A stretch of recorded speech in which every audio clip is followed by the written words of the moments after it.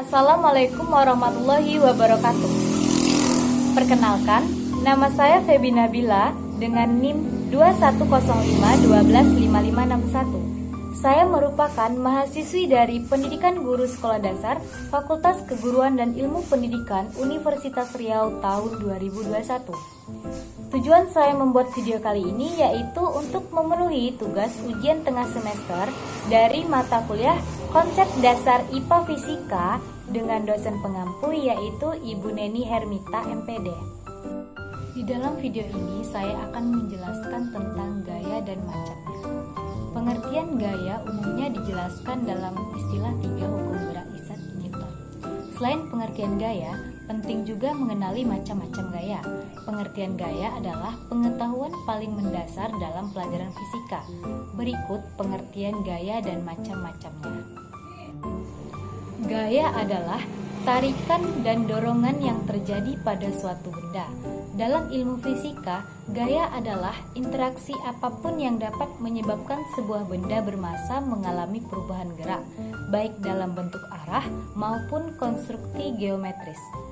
Secara sederhana, pengertian gaya adalah dorongan atau tarikan pada suatu benda bermassa yang menyebabkan benda tersebut berubah kecepatannya. Setiap kali ada interaksi antara dua benda, ada gaya pada masing-masing benda. Ketika interaksi berhenti, maka kedua benda tersebut tidak lagi mengalami gaya. Gaya dapat disimbolkan dengan huruf F yaitu force dalam satuan internasional SI. Satuan yang digunakan untuk mengukur gaya adalah Newton yang dilambangkan dengan N. Alat pengukur gaya adalah dinamometer atau neraca pegas. Berdasarkan prinsip pertama Newton, benda yang diam atau bergerak dengan laju yang seragam dalam garis lurus akan tetap dalam keadaan itu sampai ada gaya yang ditetapkan padanya. Sedangkan hukum kedua mengatakan bahwa ketika gaya eksternal bekerja pada tubuh, ia menghasilkan percepatan atau perubahan kecepatan. Besarnya percepatan berbanding lurus dengan besarnya gaya luar dan berbanding terbalik dengan jumlah materi di dalam benda. Yang terakhir, hukum ketiga Newton menyatakan bahwa ketika suatu benda memberikan gaya pada benda lain, maka benda kedua memberikan gaya yang sama pada benda pertama. Selanjutnya, ada macam-macam gaya. Yang pertama yaitu ada gaya otot. Gaya otot adalah macam-macam gaya yang dimiliki makhluk hidup yang mempunyai otot. Gaya ini timbul dari adanya koordinasi antara struktur otot dengan rangka tubuh. Gaya otot termasuk ke dalam kelompok gaya sentuh.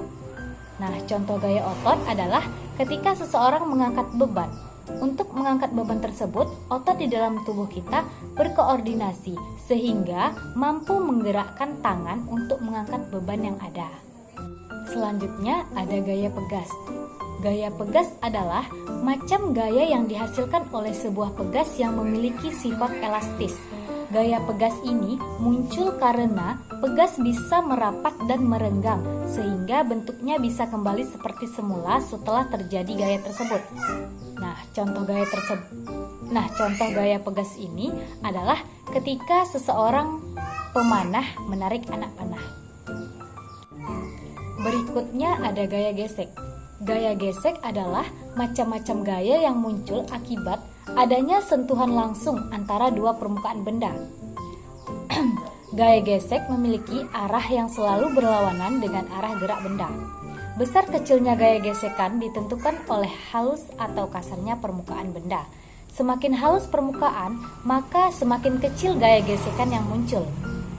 Gaya gesek dibagi menjadi dua, yaitu gaya gesek statis dan gaya gesek kinetik. Selanjutnya ada gaya mesin. Gaya mesin adalah gaya yang dihasilkan dari kinerja mesin. Contoh gaya mesin terdapat pada mobil, motor, atau peralatan elektronik.